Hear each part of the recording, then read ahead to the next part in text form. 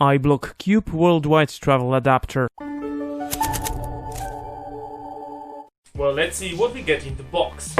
The box was one of them not easy to open. I had to get through a layer of cardboard and multiple layers of bubble wrap, but here it is, delivered as sent, our iBlockCube. Okay, let's have a quick look.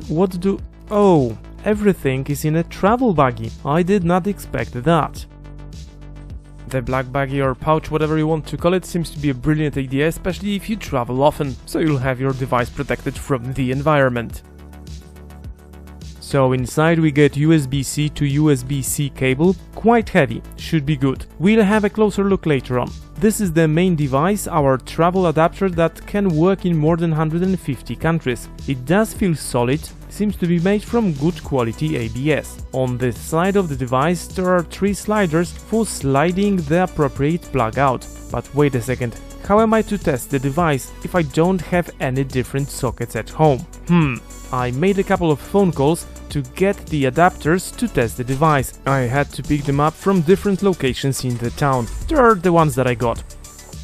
So I got Continental European to UK adapter, another Continental European to UK, and one universal adapter UK to US or European or US to UK adapter. Before we start serious testing, let's have a look at the information that manufacturers are giving us on the box of the device and in the supplied manual. In the back we get the basic information like model of the device, input and output, types of current that it can handle, fuse rating and max power it can provide depending on the supplied current type. It seems that if you have access to 230 volts, like in Europe, you should be able to power a vacuum cleaner out of it. But always check what is the power of the vacuum cleaner, as the old ones used to be quite powerful, some over 2 kilowatts. Manufacturers claim that it is the world's first adapter that can work in more than 150 countries while providing 35 watts of power from its USB ports. 2 USB-C ports, 3 regular USB ports. We'll check the power on them later on in the video. Quick Charge 3.0, but only from one USB-C port. Dual fuse, drop proof. Inside we have a QR code with some more information and travel tips, and you can get a prize if you take part in the review on social media. Anyways, back to the hard manual labor with testing the device.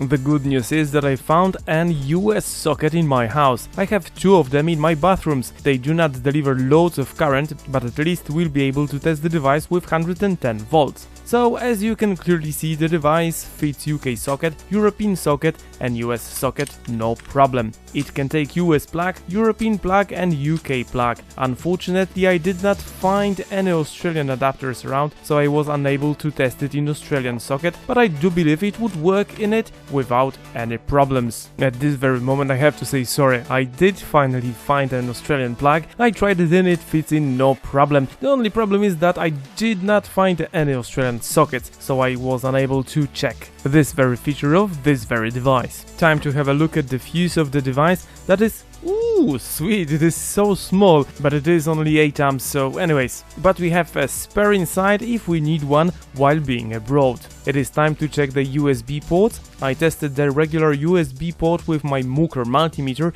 and here are the readings. Manual of the device says that if one of the devices drives lots of current from one of the sockets, the others will provide less, so simply the total output of the USB port is 35 watts. This is equivalent to a quick charger that is quite big comparing to the converter, so they did quite a good job hiding it inside. I do not have USB meter capable of measuring USB-C ports, but I have my X-Start quick charger to see whether it can provide quick charge 3.0 current from the USB-C port, and yes it can, so the PD/QC port is equivalent to Qualcomm quick charge 3.0 port. So as promised, I did lots of testing of this very device using my Mooker multimeter. You can find a test of my Mooker multimeter here, and using my using my X-Star 18650 fast charger, and you can check the review of this device here as well.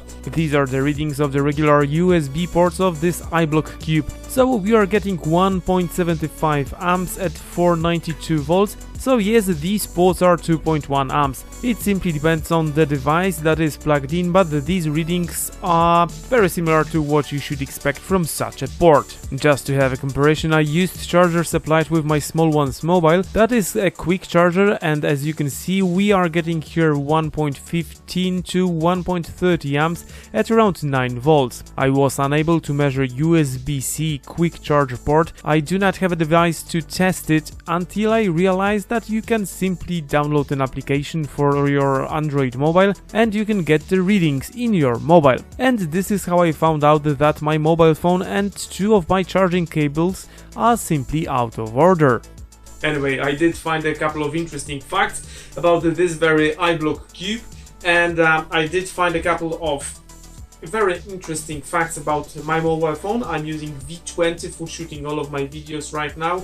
Well, I'm using my own one. This belongs to my small one, and it seems that charger in my mobile phone is broken, and this is the charge controller in the phone, so I have problem with charging it. And I used to use my own phone and an application from a Google shop to test this device, and I wasn't getting proper readings, so I went to grab my small ones, and here are the screenshots. So just have a look at them from my small one's mobile phone, because the ones from mine are not really valid, as the charge controllers are probably broken. And these are the readings from the mobile application. So the quick charger in my extension and the LG charger gives about the same 9 volts at around 2 amps, so we should be getting something like 18 watts. My X-Star is giving 3 amps at 5 volts when charging my mobile, but my mobile would not really take more, so I cannot test the turbo mode. And the iBlockCube gives 2 amps at 9 volts, so about 18 watts as it should. Well, I hope. I know a couple of things for sure. I need to buy a new USB-C tester so I could test USB-C ports in future. I would have forgotten that we were supposed to check the supplied cable as well, and I tested it using my X-Start Quick 18650 charger, charged using 4.1 amps, so the cable supplied with the iBlockCube seems to be fully legit. If you want to ask me some questions, just use the comment section below.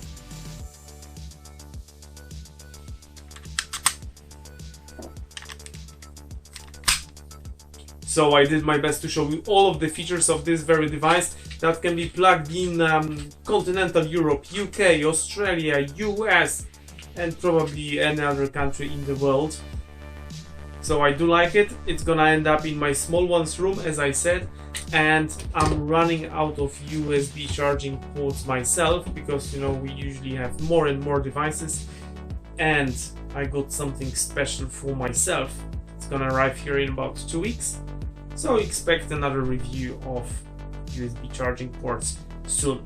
Anyways, that's it for tonight. Remember about watching some other of my videos here, and click my lovely face to subscribe somewhere here.